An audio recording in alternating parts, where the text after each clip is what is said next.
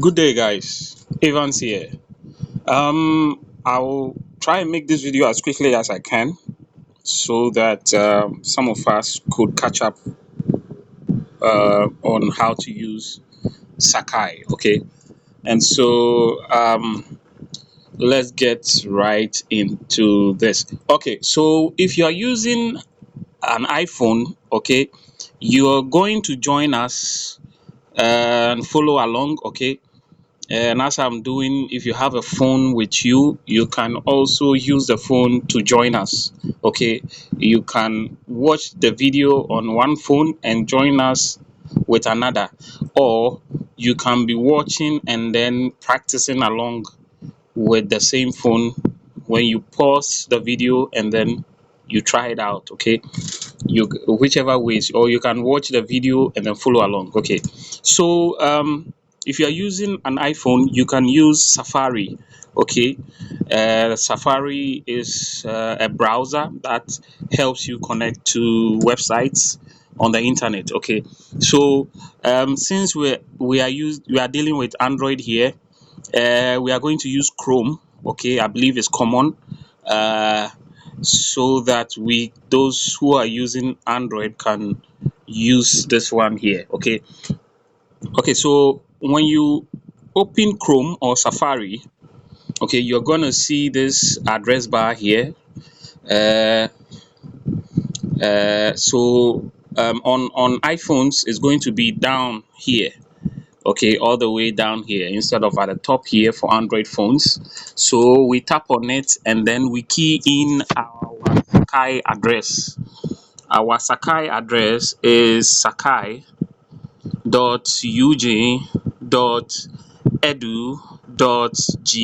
Okay, so sakai.uj, as you can see at the top here. Okay, so sakai.uj.edu.gh. So when you're done, you type enter or go or search. Okay, to open the link. Okay, the Sakai portal, LMS. Okay, as some of us uh, call it. Okay, so when it's fully loaded, okay, you wait for it to load, and then when it's done, you see the top right corner here. Okay, you tap on the button at the top right corner. So basically you key in your details. So your username is going to be the student ID that you were given, and then the password would be the 5 digits pin that you were given in your confidential letter. Okay, so I have mine saved, and so I'm going to use that option, and then it's going to open. Wait for it to load fully so that you have access to the portal.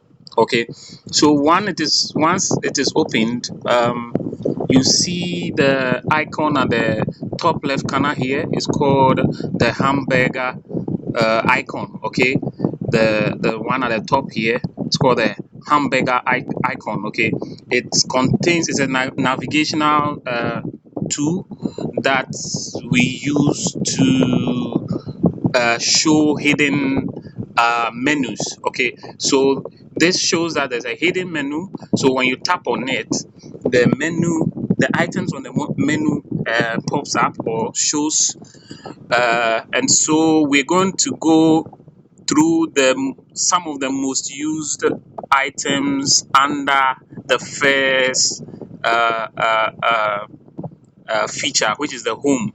Okay, so under home, you have all the courses. Everything you see under home is generalized. Okay, uh, so you understand in a few seconds. Okay, so when you tap on overview over here, you see the recent message from the Sakai team after the update or the upgrade. You see their message for us over there in the overview. Okay, normally the overview can also contain a general message for everyone, and so there you have it under overview. Okay, Obviously, the profile will be your details, just like in other uh, social media platforms where you create accounts. Any platform that enables you to create accounts, you have those same details there. But this is what I want us to pay attention to under home. Okay, under home, this is what I want us to pay attention to. This right here. Okay, so membership. So the reason is that we have RCOM. Okay, this RCOM we've been hearing, this Turnitin or RCOM as we call it, checks plagiarism of our work, our projects. Okay, so basically it checks University of Ghana's database to see if there's a similarity between your project, your work assignment, and a previously submitted assignment.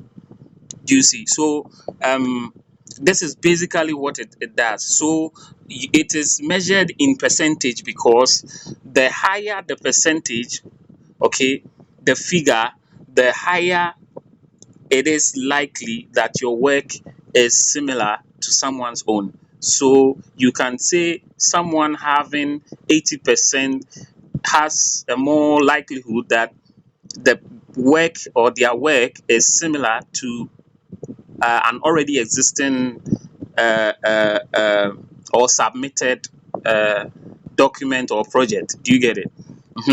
As compared to someone who has a lower percentage. Okay, so basically, the school or the lecturer or whoever it is pegs the percentage uh, that they require students to have. Okay, and so basically, sorry, we check that on the membership. So you realize that we came to membership, and then the next one would be among the tabs here. You have joinable sites. Joinable sites. So you join. You tap on the joinable sites, and then because I've done it already, it is not here. So you're going to see RCOM. You are supposed to see RCOM and some details over here, and then you have an option to join, just like we joined our platforms, our groups on UGLC 150. You would have the same similar appearance over here, and then you tap on join to help you join the RCOM and add it to the list of items you have on the hamburger menu. Okay, and so when you do that, after joining, you're going to see that RCOM would be down here. Okay, RCOM is going to be down here. Okay, so the um how do you get it to be part of the list of courses, or the list of item pinned? If you want it pinned, you would tap on it, and then this pin uh icon will show on the right here, as you can see. Okay, so when you tap on it, immediately you tap on it, it's going to add up to the list of pinned items, and then it's going to come up a bit for you. Okay, so that is how you get your RCOM, sorry, showed on your um, uh, profile on Sakai. Okay, so basically, after you do that, how do you check it with your assignment? Okay, so you have announcements, you have overview, you go to assignments. Okay, so you tap on assignments, you wait for it to load, and then this is how it works. You see, because it works with a database, it uses a periodic updates. Okay, so day in day out, students may be submitting projects and works and all that, assignments. So it needs to, since it's using database, it needs to update itself. And so periodically you have a date range where you are given to select um the most current one. So with the, because of the updates, we don't have the previous ranges down there. Okay, after the update, this has been the current one. This is still the current one. I think now we would be waiting for the next one. Okay, so I believe there will be an update very soon, because this is 1st March to 15th March. You see, so we may not be able to have its full effect. Okay, so you will see that very soon they will update it, and then another one will come on top of this one that we are seeing at the moment. Okay, so basically that's how the outcome is. Okay, so that being said, let's go to the other features of uh, the Sakai platform. Okay, so we have a calendar, resources, announcements, websites. All these ones are generalized. Okay, generalized. It has combined all the courses you are doing. So irrespective of the course, when the lecturer posts an announcement, you, for instance, you're going to see, when you tap on the announcement and the overview, you see all the announcements pertaining to the course that you are offering. Okay, all of them. So just like I said, remember, everything under home is generalized. So when I go to the calendar, this is showing for, I think, today or so. Yes, so you have, if I tap on the month, everything that is due, every assignment or whatever that is due in the next in this month would be shown. Okay, other than that, it will show you the day. When you tap on day, it will show you that particular day. If you tap on the week, it will show you this particular week. Okay, you can toggle your way through and know how things are on this side. Okay, so the next one is resources. Okay, so all the courses you are doing, the materials that the lecturers, your lecturers have posted, would be displayed here, as you can see. Okay, you see all of them here. If they've posted them, you are going to see them here and get access to them. Okay, apart from that, I believe the announcement portal is also here. All the announcements would be displayed there. And then you have your dashboard. Okay, your dashboard, just like your calendar, it contains a whole lot of things combined. Just like when you think of the car dashboard, it contains a lot of things that you can use to check a lot things. Okay, um, so you have your, how do you call it, announcements here as well. Okay, and then you can favorite those ones you want, and then they would not go, they would not leave this particular section. Okay, when you favorite them, you can see them as and when you want. Okay, because day in day out, new announcements are provided, and then you keep losing them unless you go to the second one to see the previous announcement as seen here. So when you tap on one, you see the most current one. Okay, let's scroll at the bottom. You see the most current one here. Okay, and then you want the previous ones, you go to next, or you tap on the two to see the next ones. Okay, so that's it for the announcement and um, dashboard. Okay, the next one is the calendar. As I was saying previously, you would see all your due dates for your assignments. If you want to check if your assignments are due, you would check the calendar and identify. So let's go. So if I tap on 30, for instance, it tells me the assignment that is due on the 30th and its details. Okay, so this is basically um what it entails on the dashboard. Okay, you also have on the dashboard your grades. Okay, so as you can see, one of them, the grades, uh it's available, the grade is available.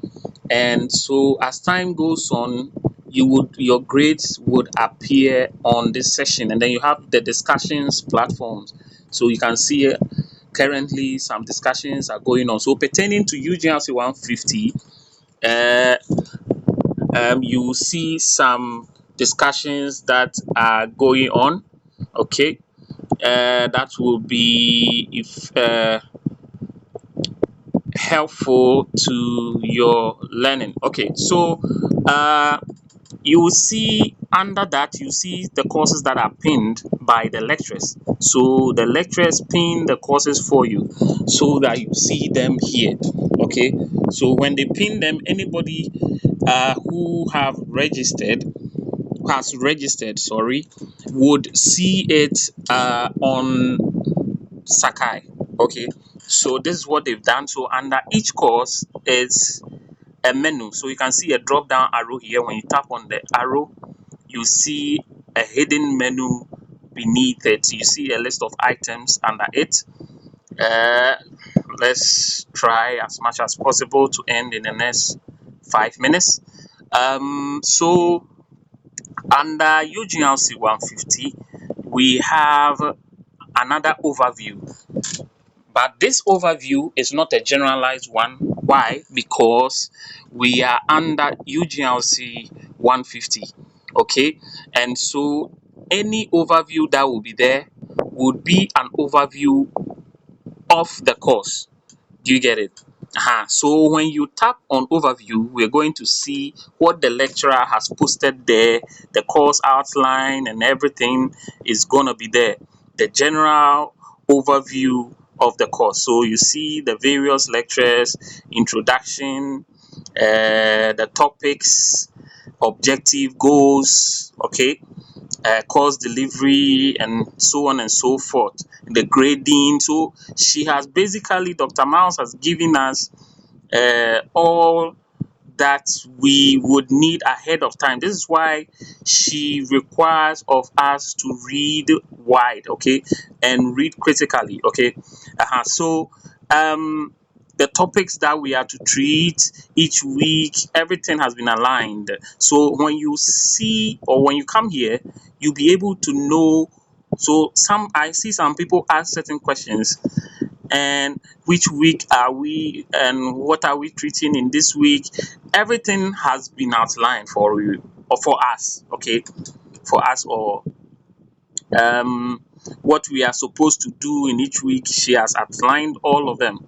So when you come here, you'll be able to refer to your slides and know where we are and be able to read and catch up. Okay, so the topics and what we are supposed to achieve from the particular topic are all there.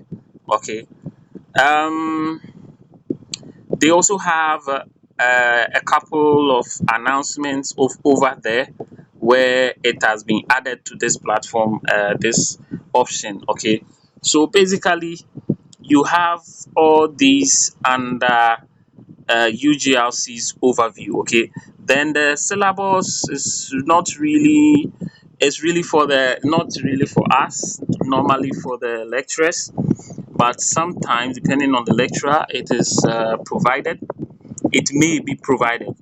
uh, and then we have lessons. Some lecturers post the links to classes over here. Some also decide to post course materials here on the lesson. So it depends on the lecturer and how they go about things. Okay, uh, calendar would be all the due dates or all the events for the course, all the events outlined for the course.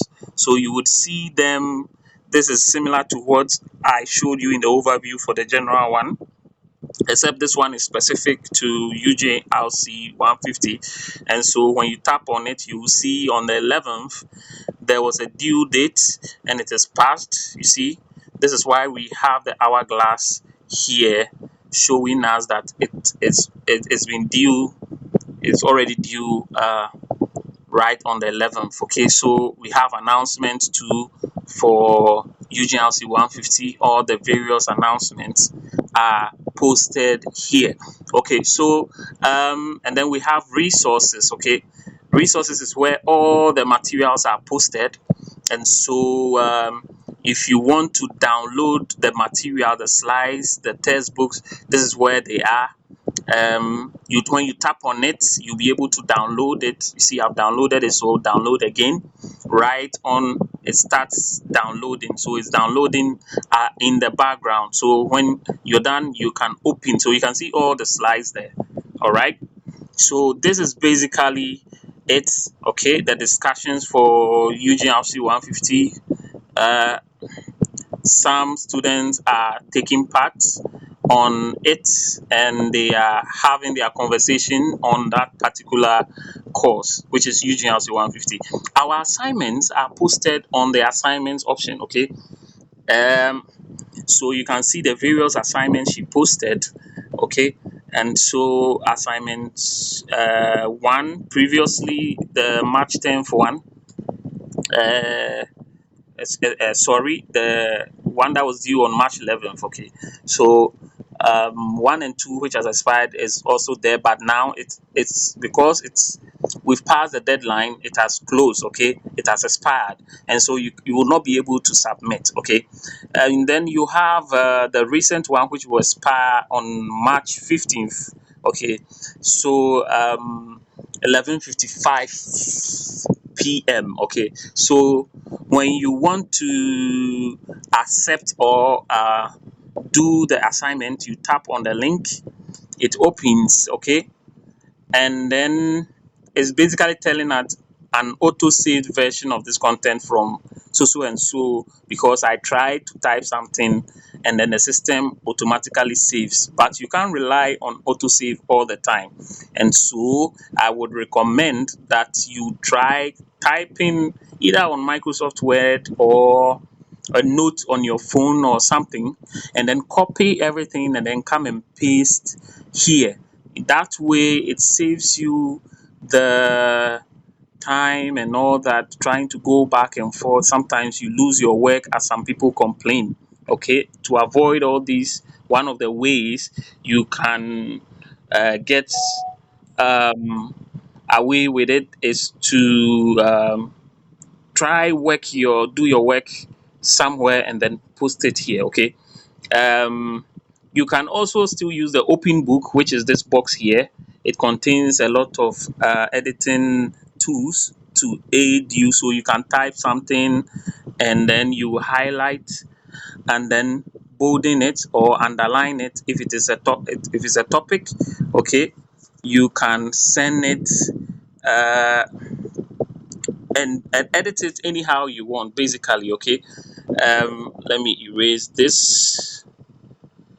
Anyhow you want. Okay. So when you finish, you tap on proceed, and then you click on submit, or you tap on submit, and then your work gets submitted. Once you submit, note that you can't take back or unsubmit your work. Okay.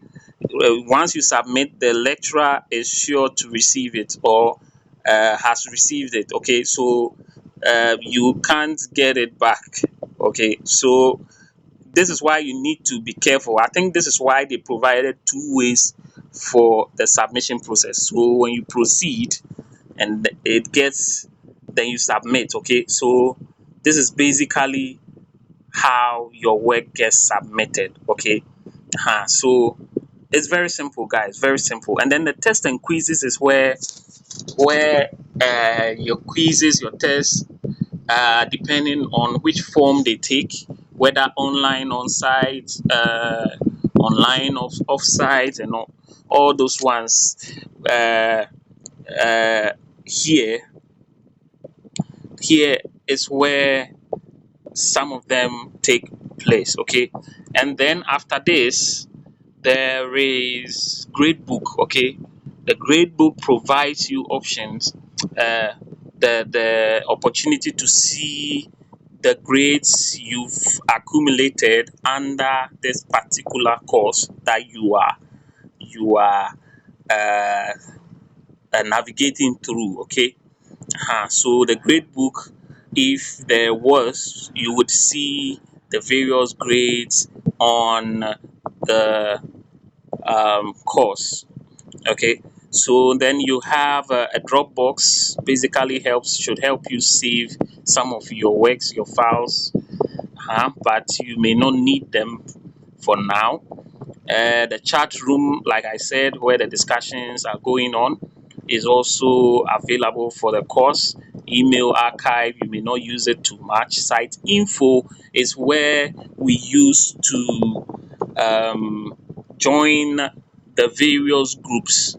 Okay, normally it takes a while to load because of the server, or also because of the network.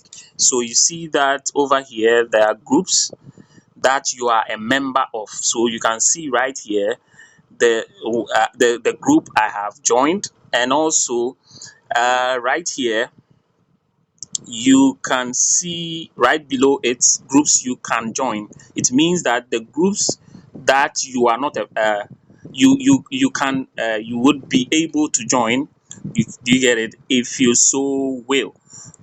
So so according to your course and the time schedule for that particular course, you select the course and its corresponding time, and you make sure it doesn't clash with any other class. Okay, so you look at it. So for instance, group 33, their time is Saturday 8 a.m, and the lecturer who is in charge of that is Reverend Dr. Anthony Boache.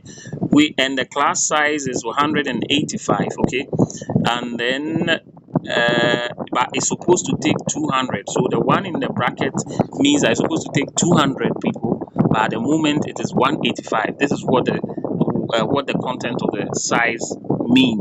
Okay, so if I want to join, I can join. So this is for those of us to maintain consistency. We have a particular group that we can join, but if we want to enjoy the classes of the various groups, we are at liberty to join those various groups. Okay, Dr. Miles has given us this opportunity to join any class online and enjoy their classes. But to maintain consistency, we still join our various groups that we have already joined. Okay, so you join your group here. After you join your group, is going to have this option. This option is going to appear here, the groups you're a member of, and then you would know which time you're supposed to have your class. By now, I believe most of us do know this side, only for those of us who had late admission. Okay, so you have messages which we are not going to use a lot. Okay, and so you have a lot of messages here.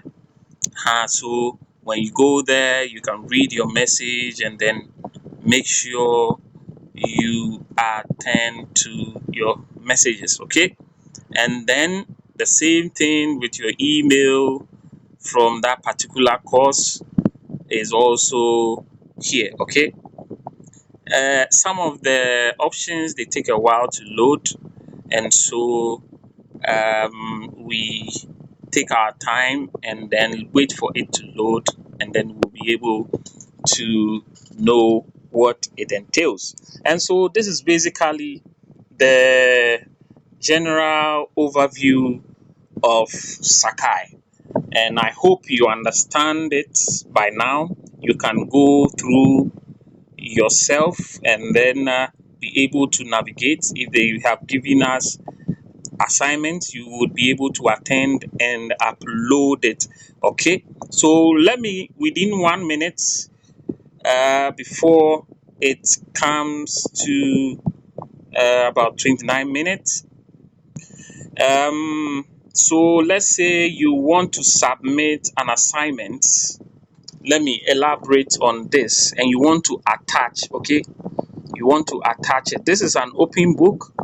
It could have, just like you saw in the RCOM, sometimes we are allowed to attach files, and so you look for the attach button, just like you do when you want to send your email. So you see your attach button. Okay, or you choose file, just like it is here. Okay, so when you tap on the choose file, and then you'll be given the option to select from your device, okay, where the file is, and then you select. and then you would be able to go through this. Okay, thank you very much for staying this long. I hope you are now able to do this yourself. I hope you are following along. If you have not, kindly go through it again, pause it, do it step by step. Sorry for speaking too fast, but I think that when you play and pause it, you would be able to know your way through Sakai. Okay, so this is the latest update as at 17th of March 2025. Okay, so have a good one.